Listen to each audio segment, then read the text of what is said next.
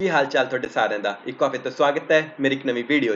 तो गाइस जैसा कि इस वीडियो के थंबनेल पे आप देख के आए हो, इस वीडियो में हम क्या बात करेंगे कि अगर आप यहाँ पे एलपीयू में बीटेक कंप्यूटर साइंस इंजीनियरिंग करना चाहते हैं तो कौन सी जो है स्ट्रीम है वो बेटर रहेगी, नॉर्मल सीएससी बेटर रहेगी या आपके सीएससी ऑनर्स बेटर रहेगी। तो बहुत सारे बच्चे अभी सीएससी बीटेक सीएससी में एलपीयू में एडमिशन लेना चाहते हैं, लेकिन सबको ये ज़्यादा डाउट है कि नॉर्मल सीएससी लूँ या बीटेक जो ऑनर्स लूँ। तो बहुत ही ज़्यादा डिटेल में इस चीज़ों के बारे में बात करने वाले हैं कि क्या क्या फैक्टर है जो आप कंसिडर कर सकते हैं, कौन सी ब्रांच है जो ज़्यादा अच्छी रहने वाली है। तो वीडियो को एंड तक देखना बिना स्किप करें। उससे पहले अगर आप मेरे चैनल पर नए हो तो चैनल को सब्सक्राइब, ताकि कोई भी लेटेस्ट इन्फॉर्मेशन एलपीयू से रिलेटेड या किसी भी कॉलेज रिव्यू से रिलेटेड आप बिल्कुल भी मिस ना करें। तो बेल आइकन दबा के चैनल को कर लेना सब्सक्राइब। शुरू करते हैं अपनी वीडियो को। सबसे पहले आपको बता देता हूं कि इस वीडियो में हम क्या क्या पॉइंट्स है जो डिस्कस करने वाले, normal CSC versus CSC honours को कंपेयर करेंगे, और उसके बाद यहाँ पे कौन कौन से जो पॉइंट्स हम डिस्कस करेंगे कि एलिजिबिलिटी दोनों की, कौन से कोर्स में आप एलिजिबल हो एडमिशन लेने के लिए, कौन से कोर्स में नहीं हो, दोनों की फीस है, फीस में क्या डिफरेंसेस है, फैकल्टी में क्या डिफरेंसेस है, उसके बाद सिलेबस की क्या है, यहाँ पे दोनों में सिलेबस में कुछ फर्क है क्या, कोई बेनिफिट्स है क्या, कोई डिसएडवांटेज है, कोई एडवांटेज है, प्लेसमेंट क्या क्या अंतर रहने वाले, तो सारे पॉइंट्स हम डिस्कस करेंगे।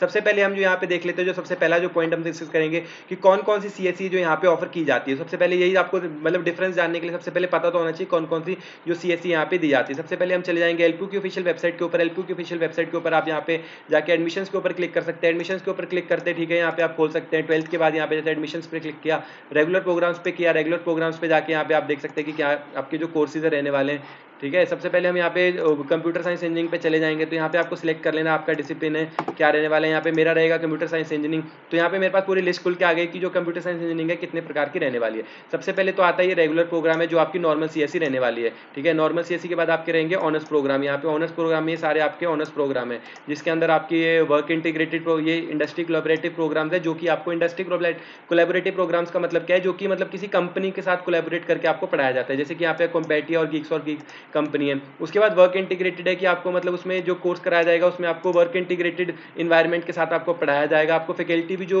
मतलब जो काम करती है ना इंडस्ट्री में वैसी आएंगी। तो इन जनरल आप अगर बात करते हो ये सारे ऑनर्स कोर्सेज ऐसे रहने वाले जिसमें आप थोड़ी सी फैकल्टी डिफरेंस रहेगी, थोड़ा सा कोर्स का डिफरेंस रहेगा और थोड़ा सा आपको बेटर पढ़ाया जाएगा। तो और डिटेल में बात करते हैं। ठीक है, यहाँ पे आप देख सकते हैं काफी प्रकार की जो सीएससी, यहाँ पे एक नॉर्मल सीएससी है और यहाँ पे ऑनर सीएससी अवेलेबल है। दोनों ही सीएससी हम यहाँ पे खोल लेंगे। ठीक है, यहाँ पे सबसे पहले हम एक जो है यहाँ पे सबसे पहले हम आपको दिखा देता हूँ जो नॉर्मल बीटेक सीएससी है उसकी कितनी फीस है और उसका एलिजिबिलिटी क्राइटेरिया क्या है। तो अगर यहाँ पे आप नॉर्मल बीटेक सीएससी में एडमिशन लेना चाहते हैं तो आपके मिनिमम 60% मार्क्स होने चाहिए और आपको एलपीयू नेट का एग्जाम है वो क्लियर होना चाहिए। तो आप तो यहाँ पे आपको जो बीटेक यहाँ पे एडमिशन मिल जाएगी बीटेक नॉर्मल सीएससी में 60% मार्क्स होने चाहिए 10+2 में। फिजिक्स और मैथमेटिक्स इंग्लिश कंपल्सरी सब्जेक्ट होने चाहिए 10+2 में, जिसमें आपके 60% से ज़्यादा मार्क्स होने चाहिए। साथ ही साथ आपका एलपीयू नेट का जो एग्जाम है वो क्लियर होना चाहिए। तो उसके बेसिस के ऊपर यहाँ पे जो आपको एडमिशन है वो मिलेगी बीटेक सीएससी में, नॉर्मल सीएससी में। फीस की बात करें तो फीस है 1,20,000 एक सेमेस्टर की फीस है, 1,20,000 एक सेमेस्टर की फीस है।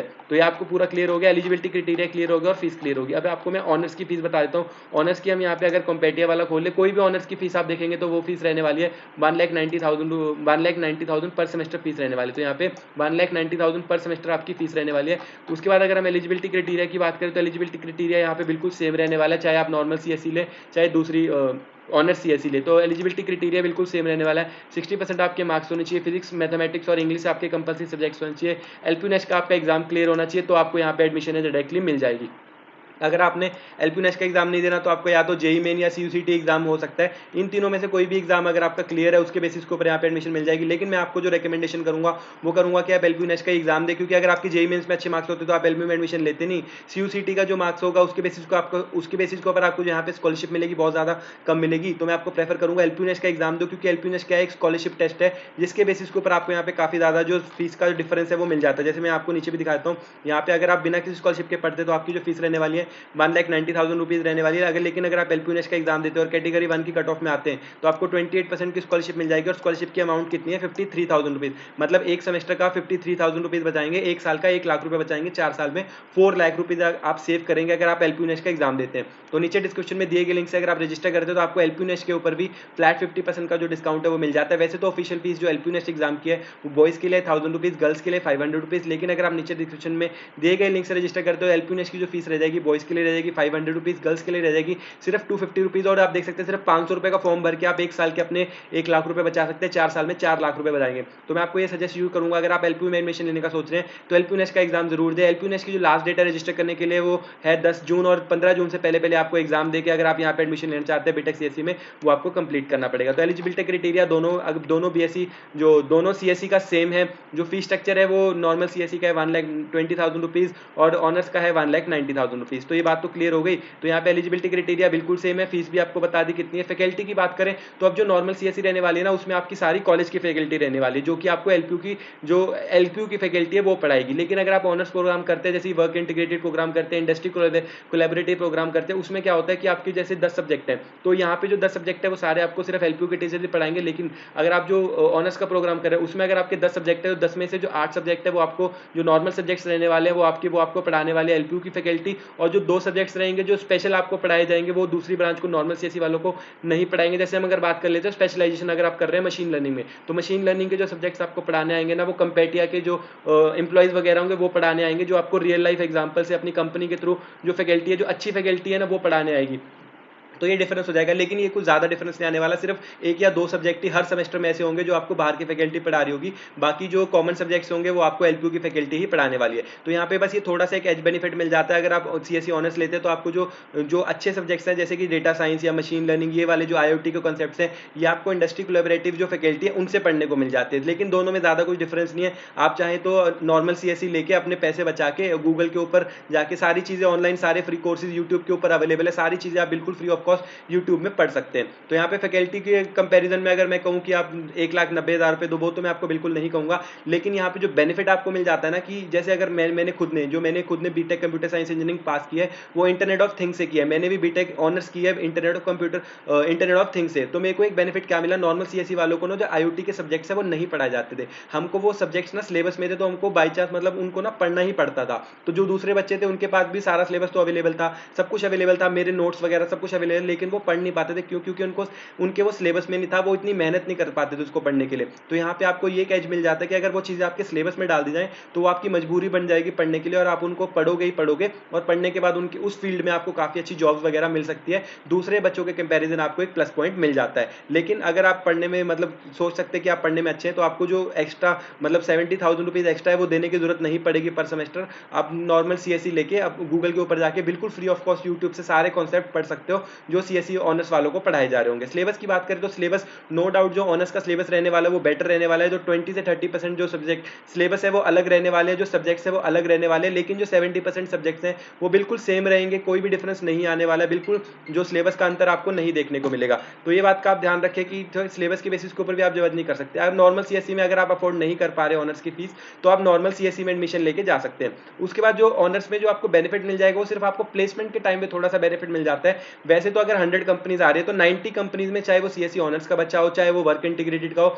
कोई भी सीएससी वो कर रहा हो, वो 90% सारे बच्चे उन सारी कंपनीज में बैठने वाले हैं। लेकिन जो कुछ कंपनीज हैं जो कि स्पेशल डेटा साइंस के लिए आ रही है, ठीक है, मशीन लर्निंग के लिए आ रही है, वो वाली कंपनीज ऑनर्स वाले बच्चों को सिर्फ बैठने का मौका देंगी। क्योंकि उनकी जो वो मतलब उन्होंने ये कंडीशन रखी है कि हमारा एग्जाम वही दे जिन बच्चों ने इस चीज में स्पेशलाइजेशन कर रखी है, या उनको कंपेटिया मतलब जिस कंपनी के साथ वो है ना, उस कंपनी में उनके प्लेसमेंट के चांसेस बढ़ जाते हैं कि अगर उनका कहीं और ना हो तो उस कंपनी में एटलीस्ट उनकी जो बेनिफिट जो प्लेसमेंट है वो हो जाएगी। लेकिन अगर मैं ओवरऑल बात करूं मेरे पॉइंट ऑफ व्यू से कि जो प्लेसमेंट है वो दोनों की कैसी है, बिल्कुल डिट्टो सेम प्लेसमेंट है, कोई दोनों की प्लेसमेंट में अंतर नहीं आता है, दोनों का एवरेज पैकेज सेम रहता है, दोनों का हाईएस्ट पैकेज सेम रहता है, दोनों जिस कंपनी में एग्जाम दे पाएंगे वो बिल्कुल सेम रहेगा। एलिजिबिलिटी क्राइटेरिया जो चेक होता है ना, वो सिर्फ यही चेक होता है कि आपका 10th में कितने मार्क्स है, 12th में कितने मार्क्स है, और डिग्री में आप बीटेक कंप्यूटर साइंस इंजीनियरिंग कर रहे हैं नहीं। उसके आगे की जो स्पेशलाइजेशन है वो आपको इनिशियल कैंपस प्लेसमेंट में बिल्कुल भी काम नहीं आती है। सिर्फ 10% कंपनीज ऐसी होती है जो आपको इनिशियल टाइम पे काम आएगी। उसके बाद कोई बेनिफिट्स वगैरह होते हैं, हाँ बेनिफिट्स मैं आपको ये बता रहा हूँ कि आज ना सही कैंपस प्लेसमेंट में आपको बेनिफिट नहीं हो रहा,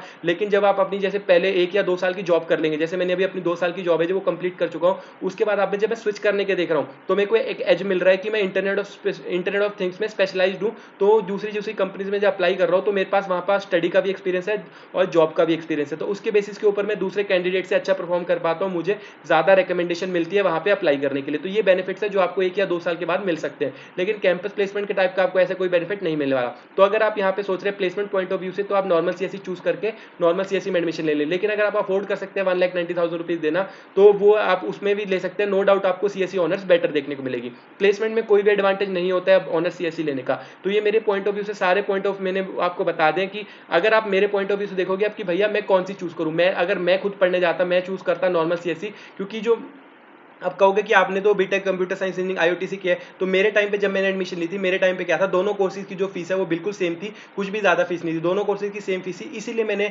ऑनर्स की जो सीएसई ले ली। लेकिन अब और साथ ही साथ अब तब इतना सारा कुछ ना यूट्यूब पे भी अवेलेबल नहीं था, लेकिन अब जो पॉइंट है वहां पे जो फीस भी ज्यादा है और जो ये सारा कुछ है ना फ्री बिल्कुल फ्री में यूट्यूब पे अवेलेबल है। तो मैं क्या करता, नॉर्मल सीएसई लेता, नॉर्मल सीएसई लेके नॉर्मल सीएसई पढ़ता, डिग्री लेता, जो भी चीज मुझे सीखनी है, जिस चीज में मुझे स्पेशलाइजेशन करनी है, चाहे वो इंटरनेट ऑफ थिंग्स हो, चाहे वो डेटा साइंस हो, चाहे वो मशीन लर्निंग हो, सब कुछ बिल्कुल फ्री ऑफ कॉस्ट में यूट्यूब से सीखता।